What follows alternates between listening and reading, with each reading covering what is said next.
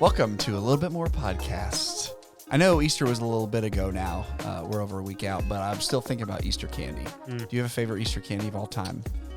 I didn't until just recently. Nancy brought in all her extra Easter candy. Not the big Easter, the Reese's eggs, but It's the the smaller ones. Cadbury cream egg? No, Or are you talking I about like the those Reese's too. egg? But the Reese's eggs, they're smaller, so you get way more peanut butter to chocolate ratio. Ooh, So I like I that. didn't know that was a thing. Yeah. So she had a couple of those. You like the Cadbury? That was always my go-to. Yeah.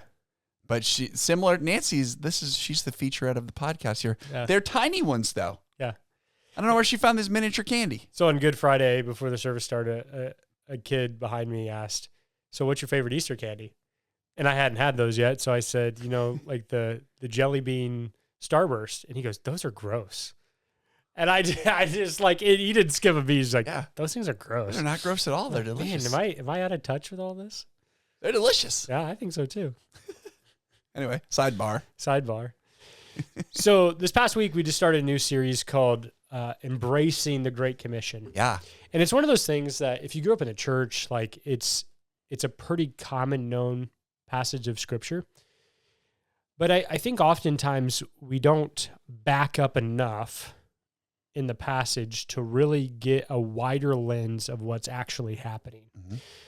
Mhm. I'm not necessarily saying it's wrong, but I just commonly see that most people start in verse 19 and just go to 20 where it starts with therefore. Mhm. And a common thing that we all should ask ourselves is, what is the therefore there? Yeah. Why is the there? What's the saying? What's the therefore Or therefore? there. Yeah, therefore. Yeah. And yes, thank you. But the whole idea is like, okay, well, what is it there for? But you almost have to back up all the way to verse 16 to really get a good glimpse of what's going on. And I was sharing this with the staff last week that oftentimes the Hebrew scriptures, but also in the Greek, they don't waste any words. Like even right now, like, that the exchange even we're doing now, we're wasting a lot of words to try to articulate what we want to say. But for them, it was very calculated. Mhm. And so, Matthew, when he talks about, then the 11 disciples went to Galilee to the mountain where Jesus had told them to go. There's two very significant things that happen right off the bat. And one thing we have to know about that verse is it's happening right after the resurrection, at least in the storyline. I don't know how much time has passed exactly. Which it makes us look like we know what we're doing because we're doing this sermon Right series after Easter. After right? Easter. Yeah. Genius. Genius.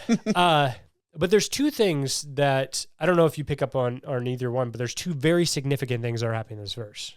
Any I ideas? noticed that it mentions the disciples, 11 of them, because Yeah, we know what happened to Judas. Yeah. So Matthew's being very clear Mhm. that the inner circle, the disciples of Jesus, is -1. So it's always been the 12, and now it's talking about the 11. So minus Judas. This is post-resurrection. And then in the verse, it talks about went to Galilee to the mountain where Jesus had told them to go. So in the Greek and the Hebrew, once again, there's all these hyperlinks that if you could just click on the word like you would do a website, it should take you back somewhere else. So I believe Jesus was telling them, hey, meet me on this mountain because I want your brain to go somewhere else when we're there. It's an aha moment, or at least it should be. And so what's happening when they get to that mountain, he wants them to think back to the Sermon on the Mount, where Jesus, to this day, the greatest sermon ever given. Mhm. And he's sharing amongst all these people of the recalibration of Moses' commandments that he was given on what? A mountain, Mount Sinai. And so what had happened in the Hebrew scriptures with Moses being on the mountain, Jesus did that again, the Sermon on the Mount. And then when Jesus, before he goes up back to heaven, he gives them the Great Commission on a mountain.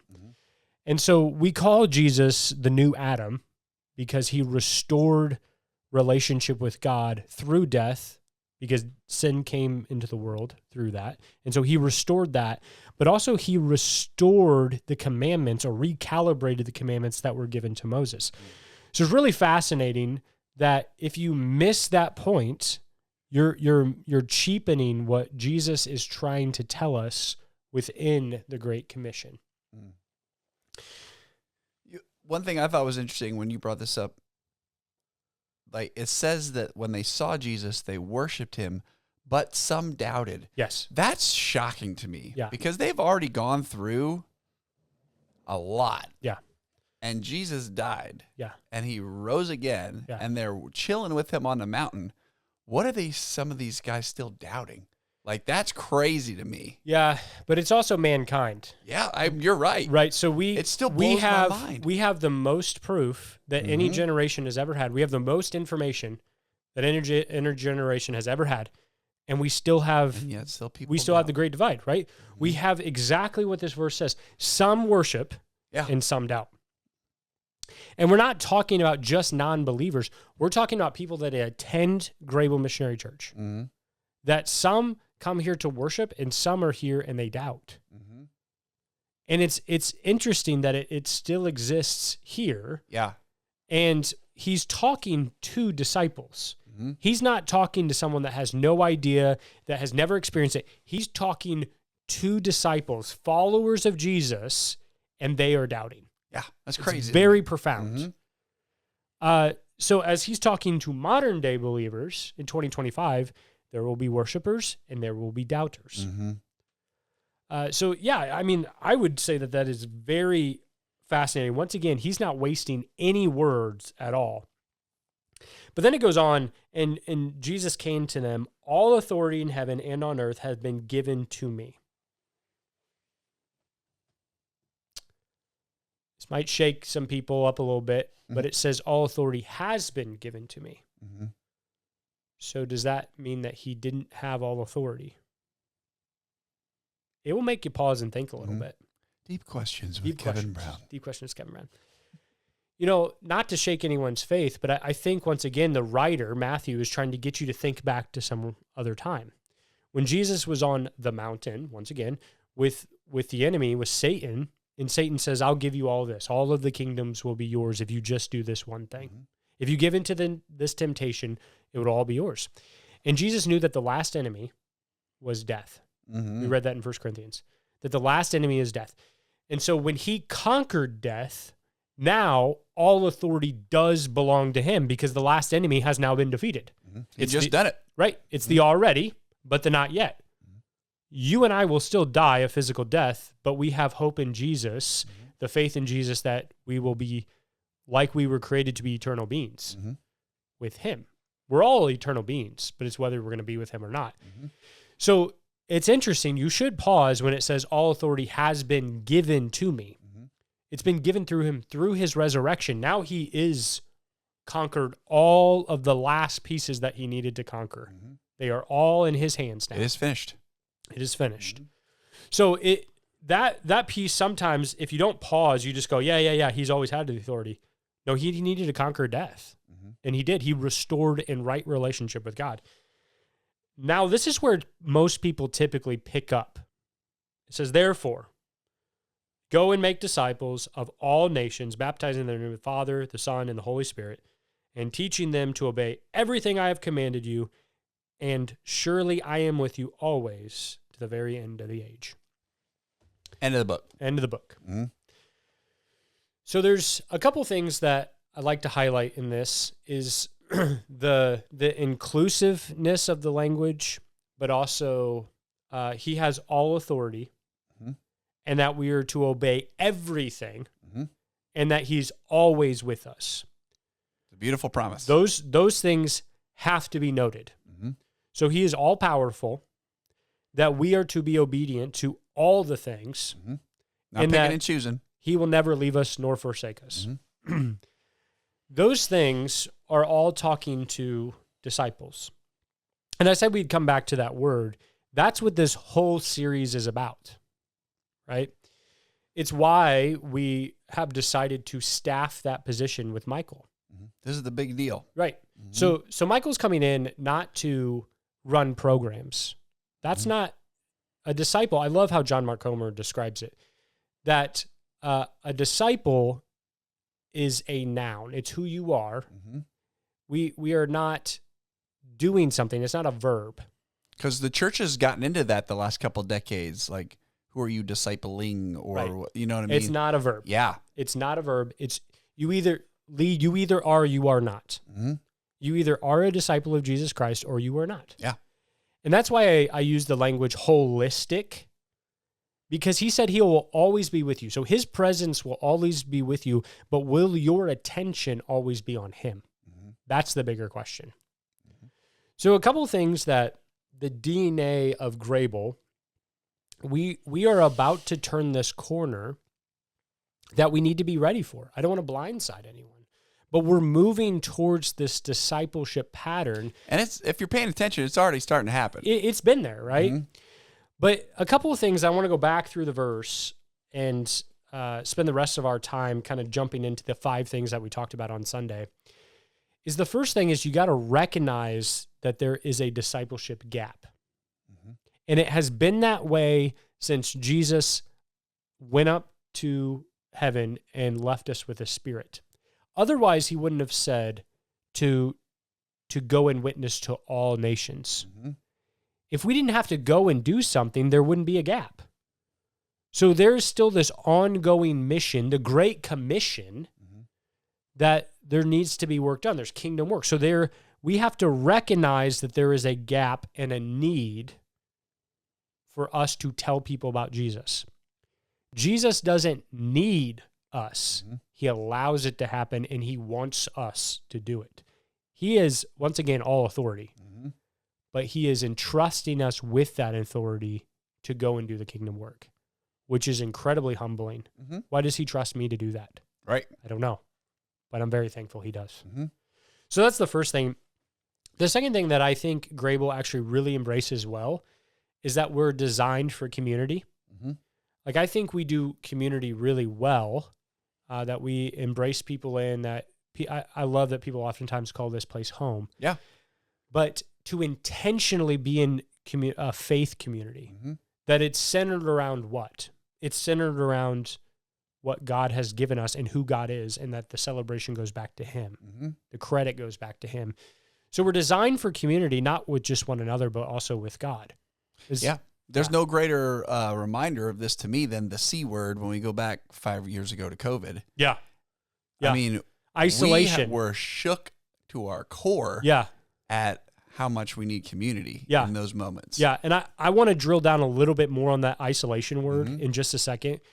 But isolation is one of the greatest tools that the enemy has. Yeah. One of the greatest tools that he has. But the third thing, and once again, Grable does this pretty well too, is investing in the next generation. Mhm. So, not to rehash everything that we talked about on Sunday, but Jesus meets with these 11 on a mountain to bring them back to that moment of the Sermon on the Mount, to bring them back to what Moses had done on Mount Sinai. Who went up with him to most of the way, or at least part of the way up to Mount Sinai? Joshua did. Mm-hmm. The interesting thing about Joshua is he got a first-hand look of conversations that Moses was having with God, and he got to do a lot of the things with Moses, the kingdom work with him. Yet Joshua had a great group of people around him, but when he died and all of the people around him died, the next generation turned away from God. Mm. And I don't want that to ever be true about Grable. Mm-hmm. That we have to raise up the next generation, because if we don't, the next generation will turn away from God, just like under Joshua's leadership. Yep. And not to scare anyone, but we're in a time where pastors are not being raised up. Mm-hmm. Missionaries are not being raised up. Mm-hmm. Now, you do not have to have a pastoral degree to do kingdom laboring, to do kingdom work. Hopefully, that's what you see your job and how you see your family and how you see all those opportunities. Mm-hmm. But what I'm saying is, collectively as the church, we have to raise up the next generation. Yeah. Not to preserve Grable Missionary Church, but to live out what God has called us to do. Mm-hmm. It's not about this place. It's not about me. It's not about you. It's not about anyone other than him, right? So once again, we got to raise up the next generation. And then the fourth one, I purposely make it very clunky. that we have to utilize this communal timeout. Mm-hmm. We have to utilize communal timeouts. And what do I mean by that? So several weeks ago, when March Madness started, I kind of shared that my philosophy on Sunday morning is like a timeout. Like a coach would call a timeout. That piece is not televised. Usually you're running and grabbing your snacks, you're going to the bathroom. That is an intimate time for the coach and the players. You huddle up your team. Yep. To either give them a breath because they're doing a great job, or to kind of say, hey guys, get your head back in the game. We got to go. So it can be an opportunity for praise. It can also be an opportunity for recalibration, and also let's just get a breath. And I think all those things are true about Sunday morning, right? Hopefully you're encouraged. Hopefully you learn something. Hopefully you're recalibrating your life, but it's meant to be done in community. So this is where the analogy went even deeper for me. So Jan and I were out to breakfast with some friends, and they were telling us a story that they had heard that they said, man, we wish we would have done this in our parenting. And of course, I ask what and why. I want to know what are the things that they had learned. And one of the things is to not allow your kid to go in timeout by themselves. Yeah, I've never heard that before. Don't put your kid in timeout by themselves. And I go, why not? They're the one that screwed up. Just put them make them stare at the corner for a minute, right? Give them a timeout from whatever they're doing. But what they were saying is that's exactly where the enemy wants them, in isolation. That's exactly where the enemy speaks to them. We would not do that to an adult. If an adult was struggling in their marriage, and if an adult was going through a grieving process, if an adult wanted to break an addiction, we have all these groups and opportunities for them to do life with other people. So when we struggle with sin and we mess up, we need to come alongside those people. It doesn't matter what age they're at. It was very profound that you should go into timeout with your kid. Not to encourage sin. That's not it. Right. Not gentle parenting. It's not that. It's saying, hey, buddy, do you realize you messed up? And do you understand why you're sitting here? Do you understand why we're here right now? And to help them see that, yes, they messed up, but I'm here with you. It's exactly what Jesus says. I will be with you to the end of the age. What a beautiful picture. It is. That It's amazing. we get to do life with each other. Once again, we're not enabling them and we're not justifying their sin. I'm not saying that at all. But we are to be with people. We are not meant to be in isolation. And that's the whole discipleship piece. If we're going to become disciples, we have to do it together. Yep. And that's just a beautiful piece Powerful. for me. Yeah. That's what the church is. Which leads us to the fifth and final thing, is to live holistically. That this should affect every single area of our lives. It's not just Sunday morning. It's your Monday through Saturday. It's your job. It's your hobbies. It's what you do when no one's looking. It needs to penetrate every part of your life. Because he says, I will be with you always. Once again, are you giving him the attention always? And we mess up. I get it. But the goal, the best of our ability, is that we're holistic beings, because that's how we're designed. We're designed to be communal, and we're designed to be eternal, but also this holistic relational piece with our Creator God. And if you break the Great Commission down like that, I think to me it's very humbling. Like, man, God had a huge redemptive plan for this. All the way back to Moses, even back to that when Adam and Eve screwed up. It's all tied together. He had a plan of restoration all the way through to the very end of the age that he will be with us. Yeah. That's cool, man. Yeah. Yeah, thanks for sharing a little bit more. Like, we talked about this before, but for those of you who might just be listening for the first time, like, you put in so much preparation for sermons that we get to share together. Like, you don't have time for everything. So to be able to hear a little bit more about that is, it's a challenge for all of us. And as we get into this new study, I'm pumped. Yeah. You know? And I don't want it just for us collectively as a church family. I want it for me. I want it for my family. Yeah. And I hope that that's what you guys want too, that you want it for you and you want it for your family. Yep. Because this is what we're called to be, not just to do. Yeah. Yeah. I dug a little bit more.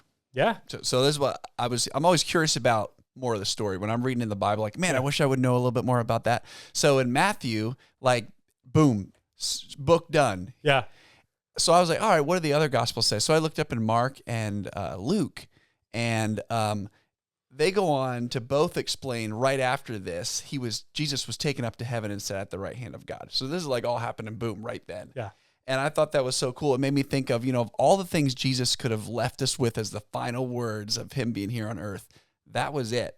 The Great Commission. Like, it's not like if I had one last word for you, I'm not sharing like my famous chicken pot pie recipe. Right. I want to give you something which would probably be good advice. But it's gonna be awesome. Yeah. But like, this is going to be like the most important thing I can leave you as a challenge for your life. Like, that's what you put that into context of a little bit more.